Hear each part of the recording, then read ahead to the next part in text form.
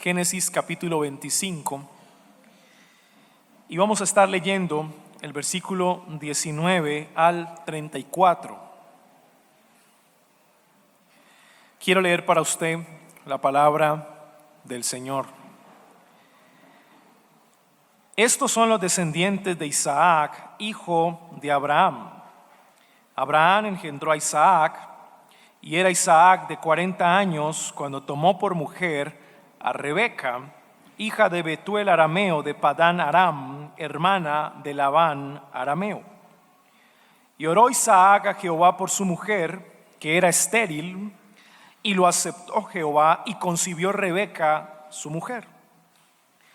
Y los hijos luchaban dentro de ella, y dijo: si es así, ¿para qué vivo yo? Y fue a consultar a Jehová, y le respondió Jehová: 2 naciones hay en tu seno, y 2 pueblos serán divididos desde tus entrañas. El un pueblo será más fuerte que el otro pueblo, y el mayor servirá al menor. Cuando se cumplieron sus días para dar a luz, he aquí había gemelos en su vientre. Y salió el primero rubio, y era todo velludo como una pelliza, y llamaron su nombre Esaú. Después salió su hermano, trabada su mano al calcañar de Esaú, y fue llamado su nombre Jacob. Y era Isaac de edad de 60 años cuando ella los dio a luz. Y crecieron los niños, y Esaú fue diestro en la casa, hombre del campo, pero Jacob era varón quieto, que habitaba en tiendas. Y amó Isaac a Esaú, porque comía de su casa, mas Rebeca amaba a Jacob. Y guisó Jacob un potaje, y volviendo Esaú del campo, cansado, dijo a Jacob: te ruego que me des a comer de ese guiso rojo, pues estoy muy cansado. Por tanto fue llamado su nombre Edom.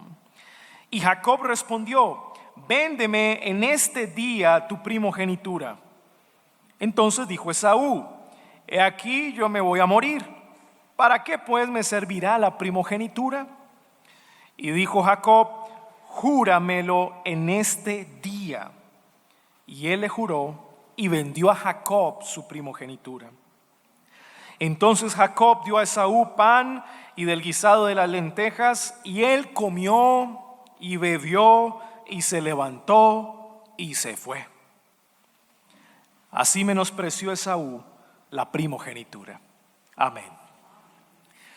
El título de la enseñanza de esta mañana es Jacob y Esaú. Jacob y Esaú, la elección soberana de Dios contra todo pronóstico humano. La elección soberana de Dios contra todo pronóstico humano. Jacob y Esaú, la elección soberana de Dios contra todo pronóstico humano. Y la razón por la cual titulé la clase de esta mañana de esa manera es porque los 2 personajes principales de nuestro relato son Jacob y Esaú. Miren lo que dice el versículo 19. Estos son ¿qué? Los descendientes de Isaac, hijo de Abraham. Y usted puede cambiar esa expresión descendientes por hijos. Estos son los hijos de Isaac, hijo de Abraham. Así que los personajes más importantes de nuestra narrativa son Jacob y Esaú. Ahora, ¿por qué la elección soberana contra todo pronóstico humano? Porque a lo largo del relato hay una doctrina que empieza a resplandecer con mucha fuerza. Y esa doctrina es la elección soberana de Dios. Y esa doctrina de la elección soberana de Dios se presenta en el marco de un candidato, de un hombre que quizá tenía las cualidades humanas para ser el elegido y el portador de las promesas divinas. Pero al final de la narrativa nos daremos cuenta que no es el hombre al cual el corazón engañoso elige. Es el hombre al cual la voluntad soberana de Dios elige. Así que nos vamos a dar cuenta cómo esta historia de Jacob y Esaú presentan la elección soberana de Dios contra todo pronóstico humano. Muchas veces el elegido de Dios es el menos indicado para el corazón del hombre. Es la persona menos indicada para nosotros los seres humanos. Y la manera como vamos a desarrollar esta clase es en 4 encabezados. Yo diría 4 partes de este drama. Realmente es un drama, es una historia pero muy dramática. Y vemos 4 partes que nos ayudan a desarrollar este drama, esta historia. Número 1, la concepción milagrosa de los hijos de Isaac. La concepción milagrosa.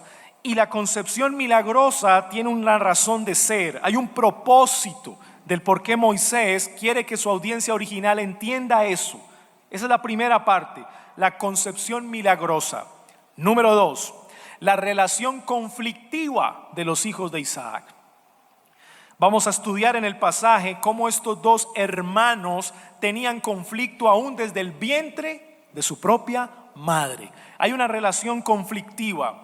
Número 3, las características distintivas entre los 2 hermanos. Moisés, de una manera muy elegante, muy detallada, describe la forma de ser de Esaú y la forma de ser de Jacob. Características distintivas. Y número 4, el valor de la primogenitura. El valor de la primogenitura entre los hijos de Isaac. Básicamente son 4 partes que tiene esta historia. Una concepción milagrosa, una relación conflictiva, unas características distintivas y finalmente el valor de la primogenitura. Y todo esto tiene que ver con los hijos de Isaac, con Esaú y con Jacob. Veamos en primer lugar la concepción milagrosa, la primera parte de este drama, de esta historia dramática. Miren el versículo 19 al 21.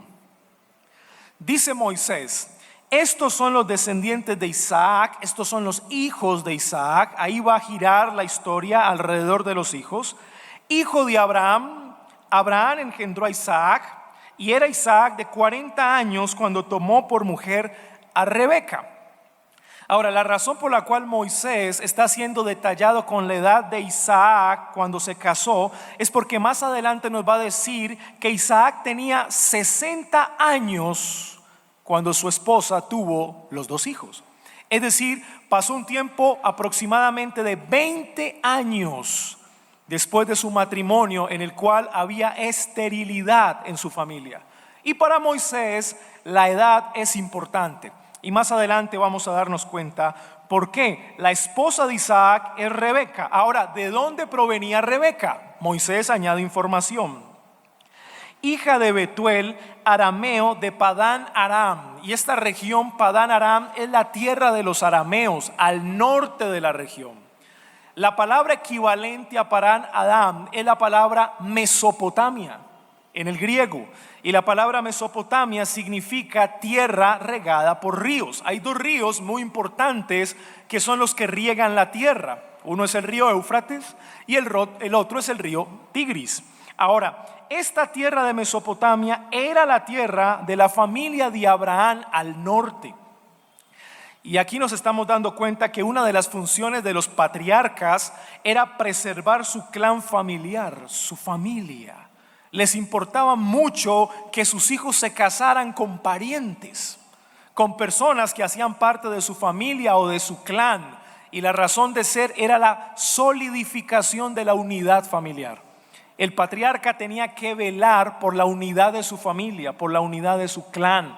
Por eso en el capítulo 24, Abraham se esmera en que Isaac se case con una mujer que sea pariente, que haga parte de su clan o de su familia. Bueno, aquí estamos viendo la confirmación de eso. Ella era hija de Betuel y Betuel era hijo de Nacor, esposo de Milca. Nacor, hermano de Abraham. Betuel era sobrino de Abraham.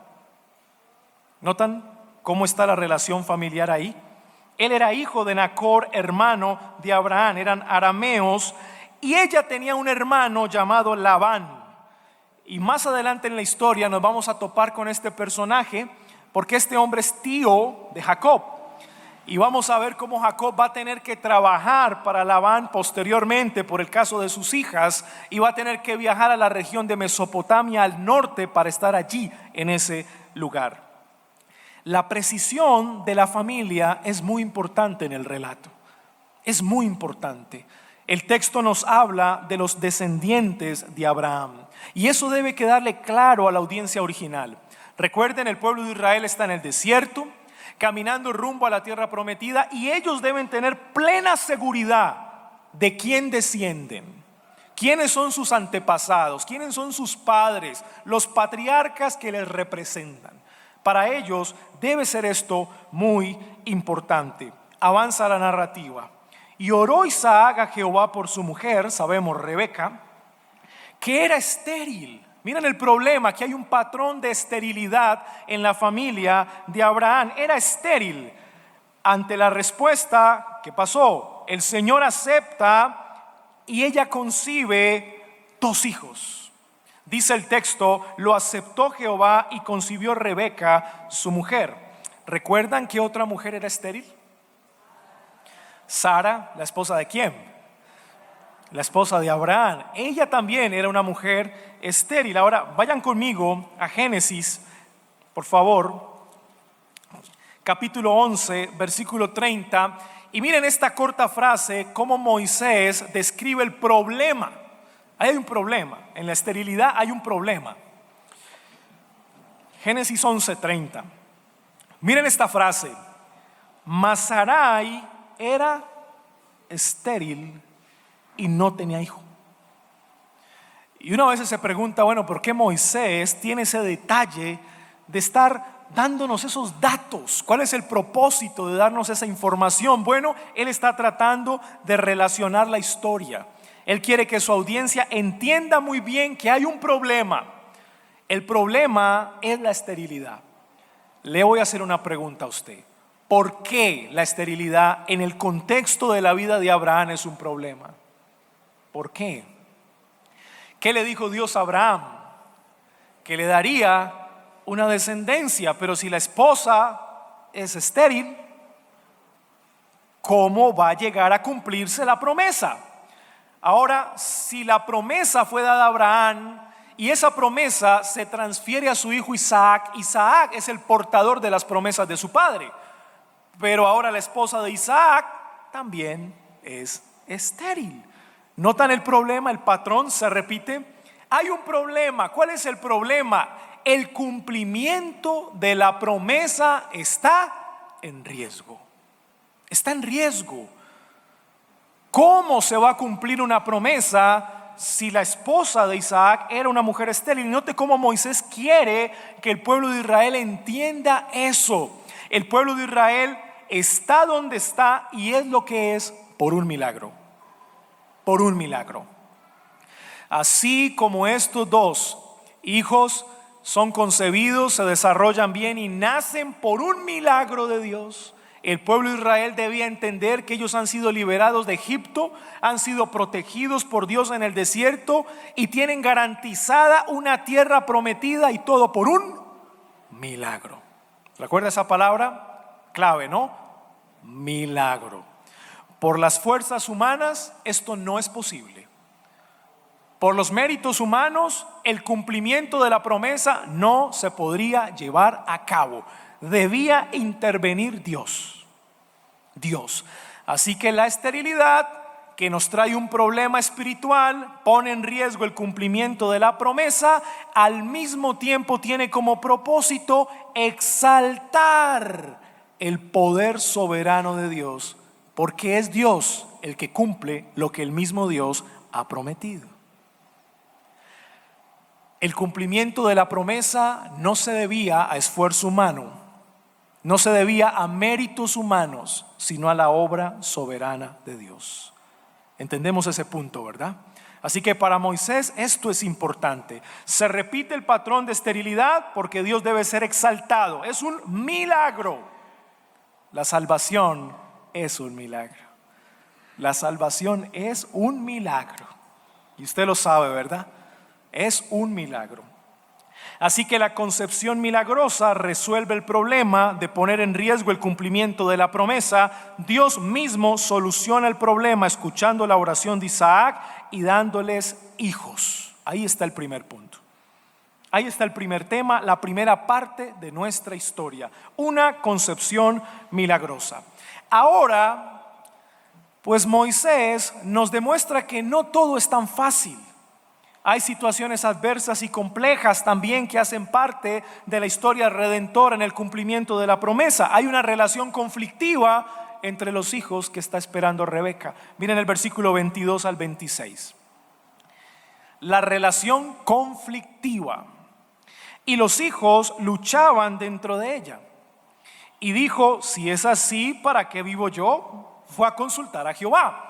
Ahora, ¿qué es lo que está pasando acá? Evidentemente Rebeca no sabía cuántos hijos tenía en su vientre. Ella lo único que estaba experimentando era una gran molestia en su vientre. Ella no sabía qué era lo que estaba pasando en su vientre y lo que hace simplemente es consultar a Jehová. Y el Señor le responde con una palabra profética. Mire la palabra profética que le da el Señor a Rebeca. Y le respondió Jehová: 2 naciones hay en tu seno. ¿Qué tal una mujer embarazada reciba esta respuesta? 2 naciones hay en tu seno. Bueno, parecería esto un motivo de orgullo, ¿verdad? Un motivo de jactancia. 2 naciones hay en mi seno, seré madre de 2 naciones. Pero luego, miren la otra línea: y 2 pueblos serán divididos desde tus entrañas. La situación no es tan fácil como parecía. Hay una relación conflictiva entre los hijos de Rebeca, y aquí vamos a entender que eran 2 hijos, 2 naciones, 2 hijos. Desde el vientre tienen una relación conflictiva. Cada uno de ellos representaría una nación, y la profecía dice que habría conflicto entre las 2 naciones. Ahora yo le pregunto a las madres aquí: ¿qué es eso que a usted como madre le puede preocupar de sus hijos? Que tengan conflicto. Si hay algo que puede cargar el corazón de una madre, es ver a sus hijos en un conflicto constante. Eso perturba la paz de toda madre. Eso preocupa a toda madre, que sus hijos estén en conflicto. Bueno, piensen en Rebeca. Y la profecía es muy clara: no habrá reconciliación entre ellos. A lo largo de la historia las 2 naciones tendrán conflicto, pero hay una palabra clave al final, hay una frase clave al final del versículo 23 que dice: y el mayor servirá al menor. Aparte de que hay una relación conflictiva, su hijo mayor va a ser siervo de su hijo menor. Y yo creo que para la mente de Rebeca ya esto era complejo, porque ella entendía el derecho que recibía el hijo mayor. El hijo mayor era el primogénito, y en la cultura de aquel tiempo de Mesopotamia se entendía que el primer hijo recibía todas las bendiciones de su padre. Ahora piensa en ese momento, ella tiene esa información en su cabeza, pero el Señor le está diciendo que el hijo mayor, o sea el primogénito, quien tiene todo el derecho patriarcal, es el que va a servir al menor. ¿Qué estará pasando por el corazón de Rebeca? Por la mente de Rebeca. ¿Qué está pensando esta mujer? Ahora, yo sí le puedo decir qué hizo Rebeca ante esta noticia, porque el texto nos va a decir qué pasó, pero lo vamos a ver un poco más adelante. Versículo 24: cuando se cumplieron sus días para dar a luz, he aquí había gemelos en su vientre. Y salió el primero rubio y era todo velludo, literalmente significa Esaú, velludo, como una pelliza, un abrigo de pieles de animales, y llamaron su nombre Esaú, aquel que es velludo. Después salió su hermano, y mire la manera como sale: trabada su mano al calcañar de Esaú, al talón. Y esa expresión de que su mano esté trabada al talón o al calcañar de Esaú, lo que quería decir es que quería lo de su hermano. quería lo de su hermano, aún desde el nacimiento quería lo de su hermano. Y es por eso que le ponen por nombre Jacob. El nombre Jacob significa aquel que toma por el calcañar. En el peor de los casos se habla de Jacob como un suplantador, porque quiere lo de su hermano. Aún desde el nacimiento se llama Jacob. Y dice Moisés, y era Isaac de edad de 60 años cuando ella los dio a luz. Pasaron 20 años, 20 años, cuando el Señor decide soberanamente intervenir y hacer un milagro. Palabra muy importante, un milagro. Aquí vemos la mano sobrenatural del Señor de principio a fin. Es el Señor orquestando todas las cosas. Él es el hacedor de la historia. Así que hay una relación conflictiva y podemos ver algunos textos que demuestran que fue así. Vaya conmigo a Números, por favor. Libro de Números, capítulo 20, versículo 14. Números 20, 14. Mire lo que dice su Biblia de esta historia. Envió Moisés embajadores al rey de Edom. ¿Quiénes eran los edomitas? Los descendientes de Esaú. Y ahorita vamos a confirmar eso adelante en el pasaje. Al rey de Edom desde Cades, diciendo: así dice Israel tu hermano, tú has sabido todo el trabajo que nos ha venido, cómo nuestros padres descendieron a Egipto y estuvimos en Egipto largo tiempo, y los egipcios nos maltrataron y a nuestros padres, y clamamos a Jehová, el cual oyó nuestra voz y envió un ángel y nos sacó de Egipto, y he aquí estamos en cada ciudad cercana a tus fronteras. Te rogamos que pasemos por tu tierra. No pasaremos por labranza, ni por viña, ni beberemos agua de pozos. Por el camino real iremos, sin apartarnos a diestra ni a siniestra, hasta que hayamos pasado tu territorio. Es un ruego. Y esto es un desierto. La región de Cades es desértica. Y el pueblo de Israel está pasando por un duro desierto y está rogándole a los edomitas que los dejen pasar por su territorio. Ahora miren la respuesta de Edom, versículo 18. Edom le respondió: no pasarás por mi país. Es la respuesta de un hermano. Es Esaú, son los descendientes de Esaú. ¿Qué tal la respuesta de este hermano? No pasarás por mi país. De otra manera, escuche, saldré contra ti armado.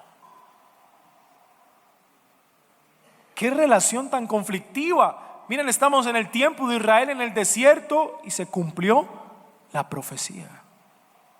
Se cumplió la profecía que le dio el Señor a Rebeca. Y los hijos de Israel dijeron: por el camino principal iremos, y si bebiéremos tus aguas, yo y mis ganados daré el precio de ellas. Déjame solamente pasar a pie, nada más, el ruego. Pero él respondió, ¿cuál fue la respuesta? No pasarás. Y salió Edom contra él con mucho pueblo y mano fuerte. No quiso pues Edom dejar pasar a Israel por su territorio, y se desvió Israel de él. Continuó su camino por el desierto de Cades. Qué tremendo esto. Su hermano.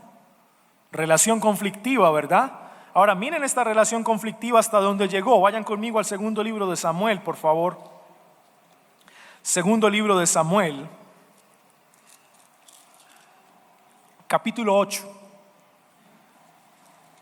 En el contexto del reinado de David extendiendo sus dominios por la tierra, miren lo que pasó. Segundo libro de Samuel, capítulo 8, versículo 13. Mire su texto. Así ganó David fama. Cuando regresaba de derrotar a los sirios, destrozó a 18,000 edomitas en el valle de la Sal. ¿Ven lo que está ocurriendo acá? David, un hijo de Jacob,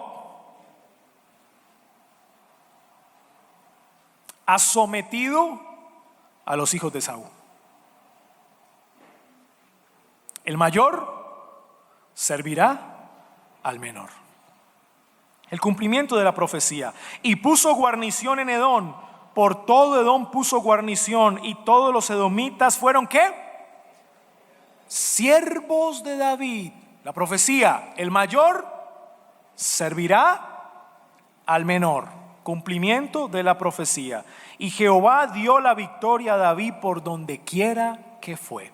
Miren qué relación tan conflictiva. Hasta en los tiempos de David, David, hijo de Jacob, somete a los descendientes de Esaú. Cumplimiento de la profecía.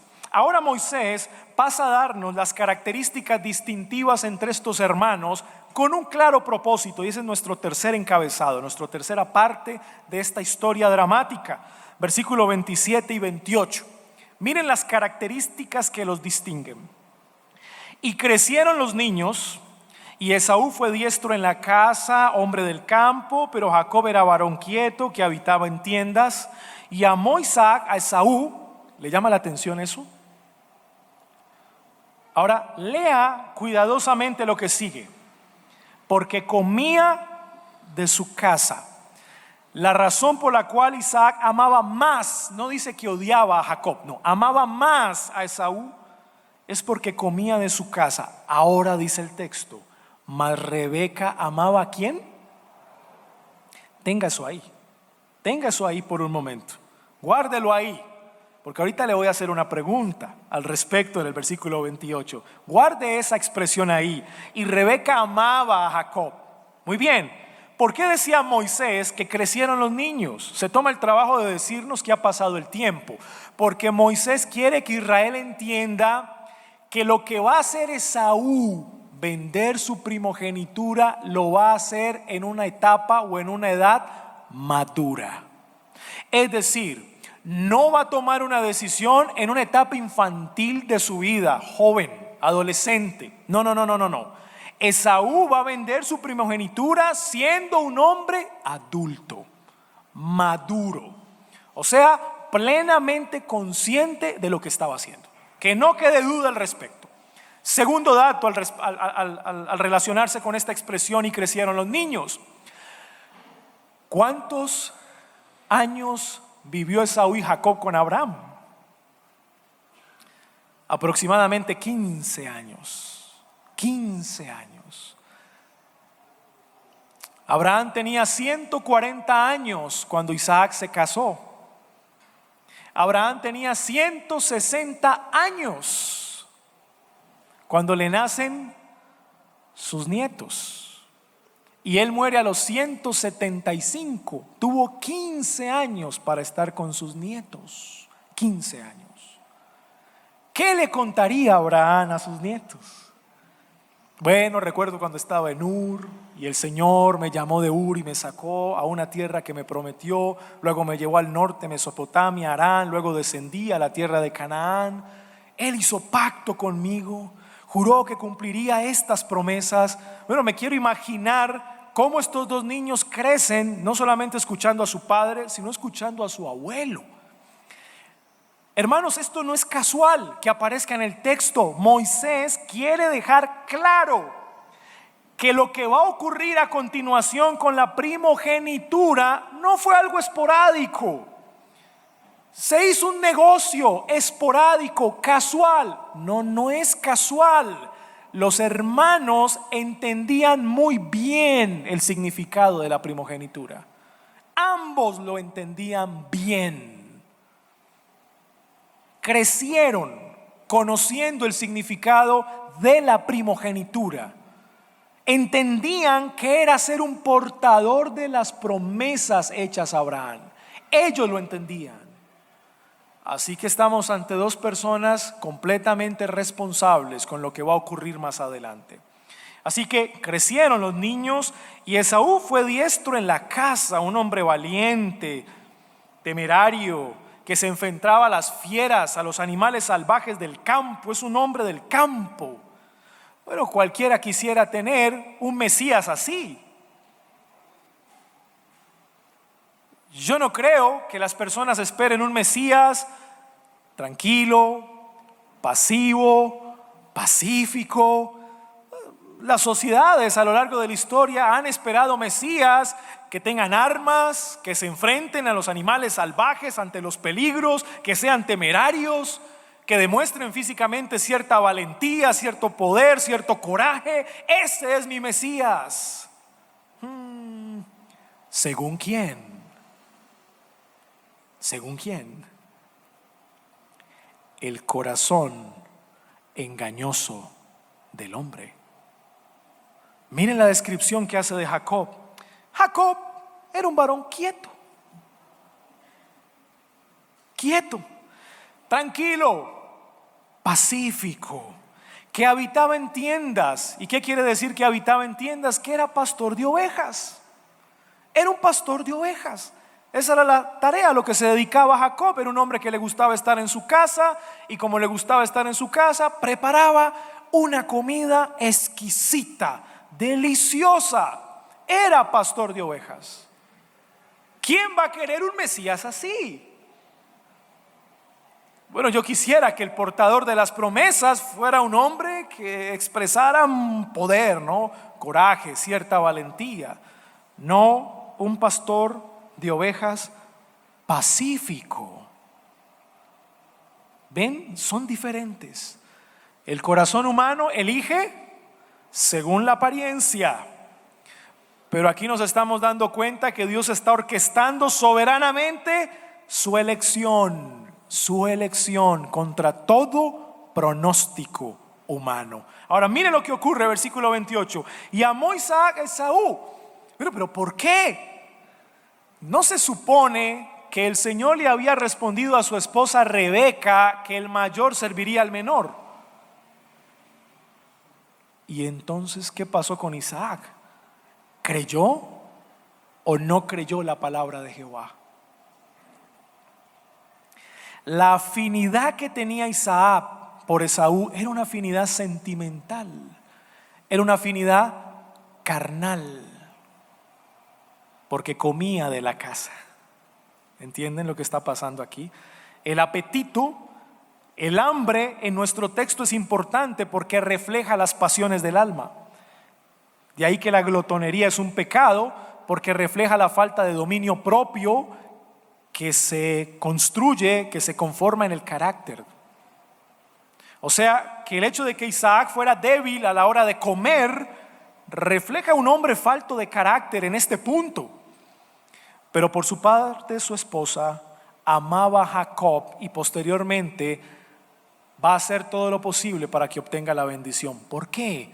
Porque seguramente ella creyó lo que Dios le había dicho. Es el hijo menor. Es el hijo menor. No es el hijo mayor. Es el hijo menor. Y ella lo amaba. Pareciera Rebeca haber creído la palabra del Señor más que su propio esposo Isaac. ¿Cómo ven las diferencias entre estos dos hombres? Son claras, ¿verdad? Son diferencias muy claras. Ahora el texto avanza hacia la parte final y creería yo la parte que termina exaltando el obrar sobrenatural de nuestro Dios, el valor de la primogenitura. Número 4. El valor de la primogenitura. Por cierto, ¿a quién se les parece a ustedes la descripción que hace Moisés de Esaú? Diestro en la caza. ¿Recuerdan a un hombre? Primer poderoso en la tierra, cazador, Nimrod, el fundador de la civilización babilónica. ¿Notan cómo Moisés describe de la misma manera a Esaú como una especie de pequeño Nimrod para ese tiempo? No es casual, no es casual. Versículo 29. Y guisó Jacob un potaje, y volviendo Esaú del campo cansado. Esto quiere decir que después de pasar un día largo tratando de cazar, no lo pudo hacer. No lo pudo hacer. Llega a la casa cansado, con las manos vacías probablemente. Cansado, sin poder cazar absolutamente nada. Y Jacob, que era un hombre que habitaba en tiendas y que cocinaba muy bien, hizo un guiso, un potaje. como una especie de guiso de carne con lentejas, delicioso, rico. Me quiero imaginar llegando Esaú cansado, sin haber cazado absolutamente nada, el olor del guiso, el color del guiso. O dígame si no es así. Mi hermano querido, no diga eso no es conmigo. No diga ese Esaú tan hambriento que es. Mi hermano, no diga eso, porque cuando a usted le da hambre se pone de mal genio. Sí, le cambia un poquito el semblante y ya no responde con la suavidad como cuando está lleno, ¿verdad? No nos veamos muy lejos de Esaú, no nos veamos muy lejos de Esaú. Imagínense, después de todo el día trabajar, no lograr cazar nada, llega cansado, de mal genio, huele ese guiso y ve el color, porque la expresión que hace Esaú es: esa cosa roja que estás cocinando.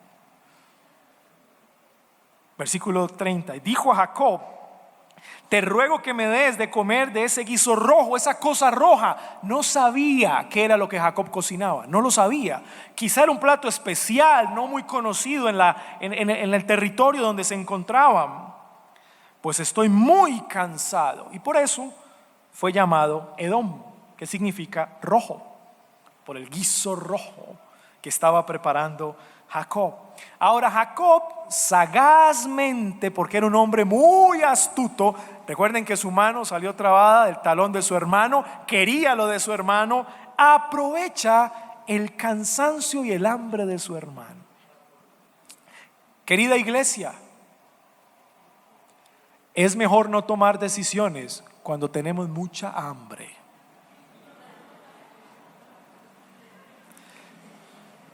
Déjeme decirle que lo que va a ocurrir a continuación es la decisión de un hombre hambriento.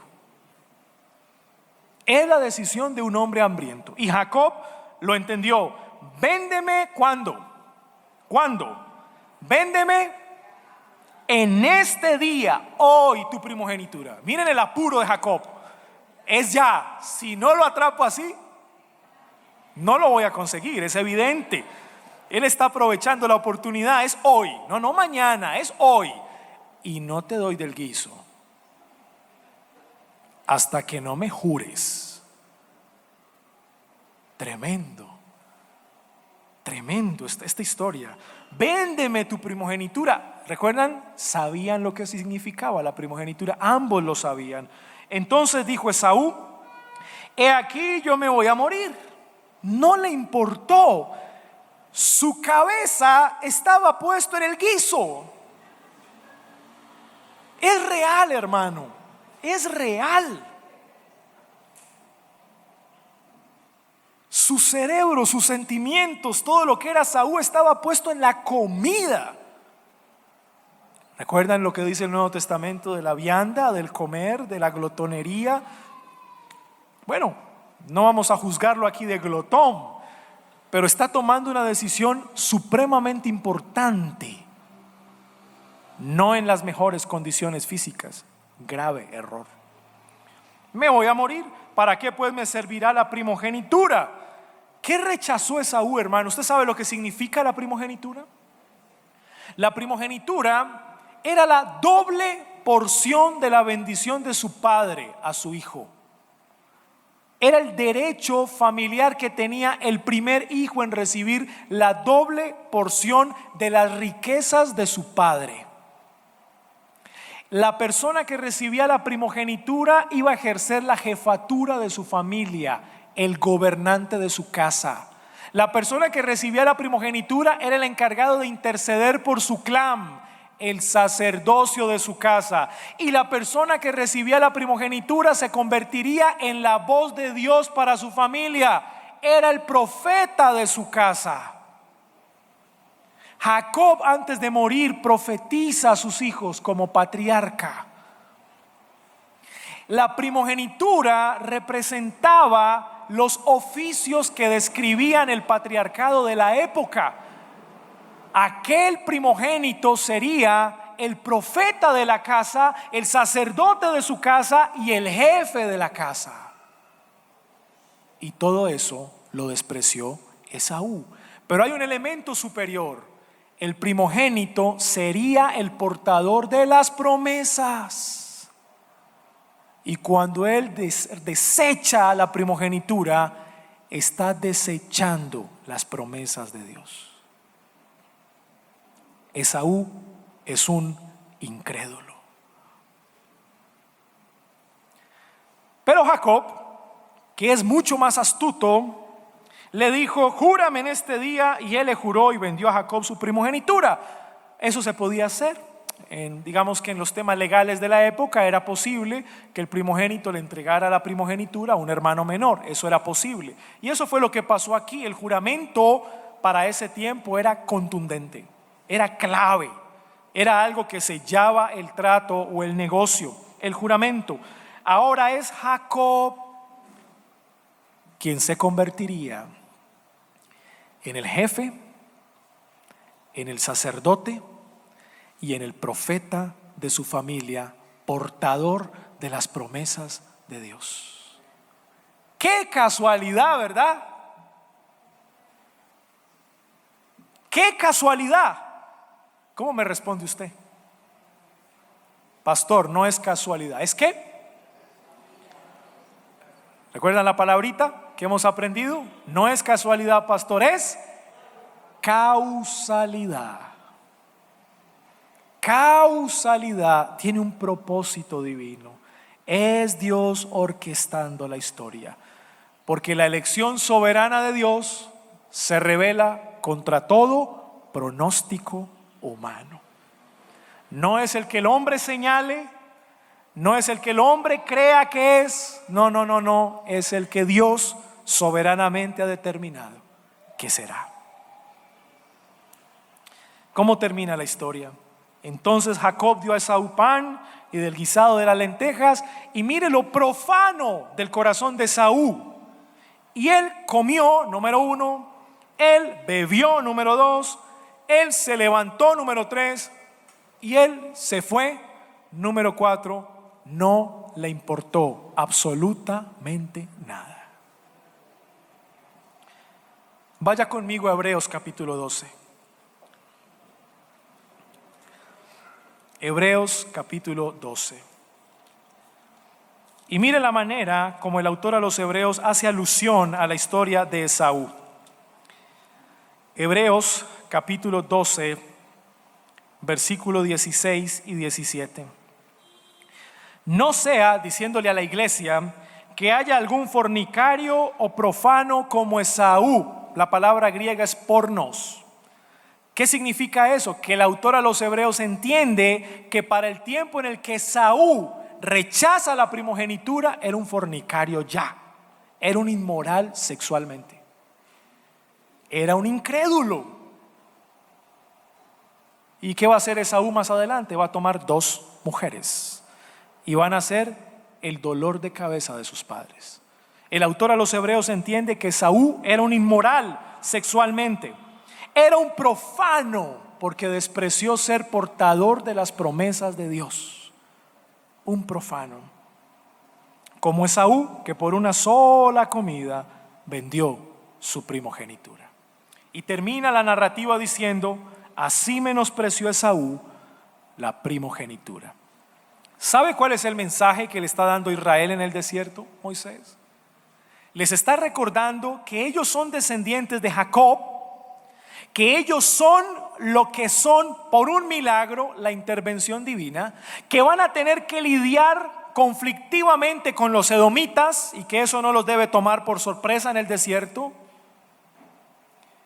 y que ellos son portadores de las promesas de Dios. Israel son los portadores de las promesas de Dios. Cuídense de que entre vosotros no haya un profano. ¿Entienden el mensaje, verdad? Eso es lo que Moisés comunica, que entre ustedes como pueblo de Israel no hayan profanos, hombres y mujeres que desprecien las promesas de Dios. Cuidado. ¿Y saben por qué? Advierte. Mire lo que dice el autor a los Hebreos nuevamente en el mismo texto que acabamos de leer de Hebreos capítulo 12. Mire cómo lo advierte. Hebreos 12:17. Porque ya sabéis que aún después, deseando heredar la bendición, fue desechado y no hubo oportunidad para el arrepentimiento, aunque la procuró con lágrimas.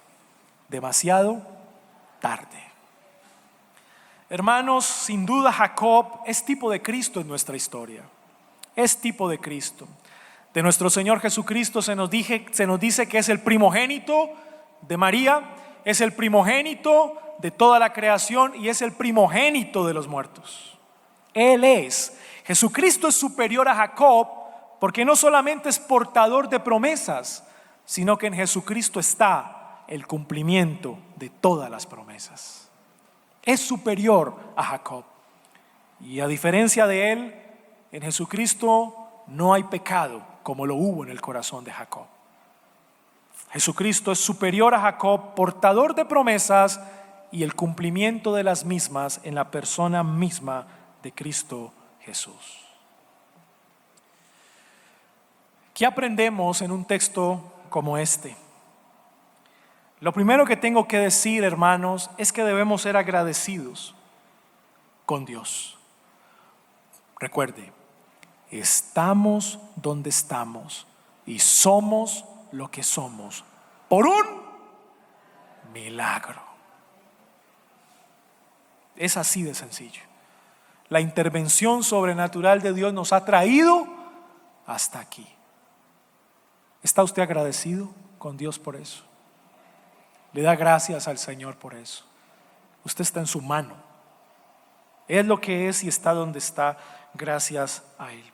Lo segundo que aprendemos de este pasaje es que en los momentos de conflicto debemos fortalecer nuestra confianza. Evidentemente Esaú y Jacob representan las dos simientes.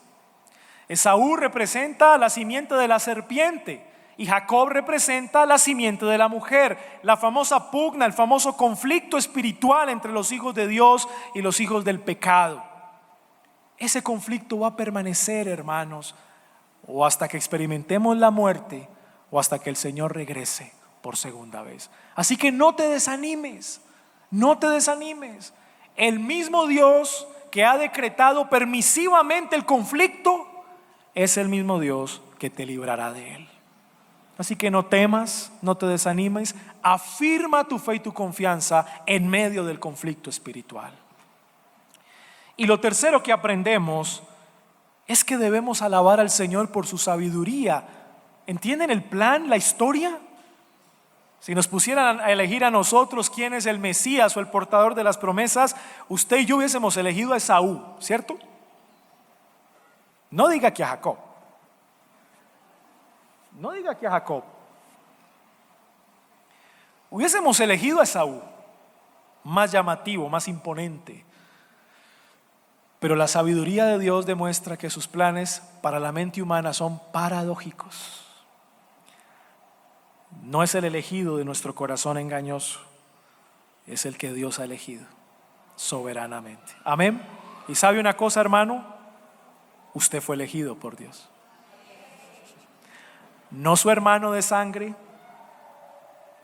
no su hermana de sangre, usted. ¿Mérito alguno había? Pero Dios nos ha elegido por su gracia. Alabemos al Señor por su sabiduría, alabémoslo por su sabiduría. Y finalmente, y no quiero terminar esta enseñanza con esta última aplicación, jóvenes,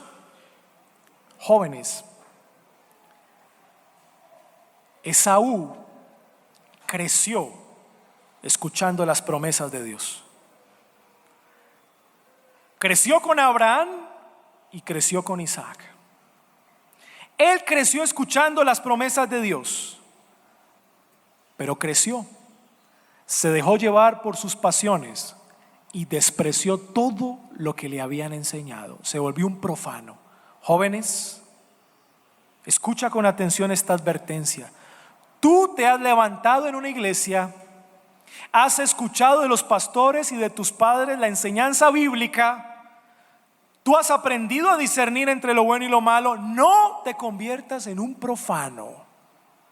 Que vaya a llegar la edad adulta y digas: vendo la primogenitura, desecho las bendiciones y las promesas de Dios. Porque llegará el momento en que no habrá más tiempo para ti. Ya no habrá más tiempo. Así que guarda esta palabra, querido joven, y no desprecies lo que se te ha entregado en los caminos del Señor, por tus padres o por tus abuelitos o por los pastores de la iglesia. Atesóralo y guárdalo. Demos gracias. Padre nuestro, te quiero dar gracias por esta enseñanza. Gracias porque, a pesar de que fue una historia que ocurrió hace mucho tiempo, es tan pertinente para nosotros hoy, tan pertinente. Te pido que nos ayudes a atesorarla y a guardarla en el corazón, y que nos hagas humildes al entender que no es por nuestros méritos ni por nuestros esfuerzos, es por tu gracia, es por tu elección soberana. Gracias te damos, Señor, en el nombre de Jesús. Amén.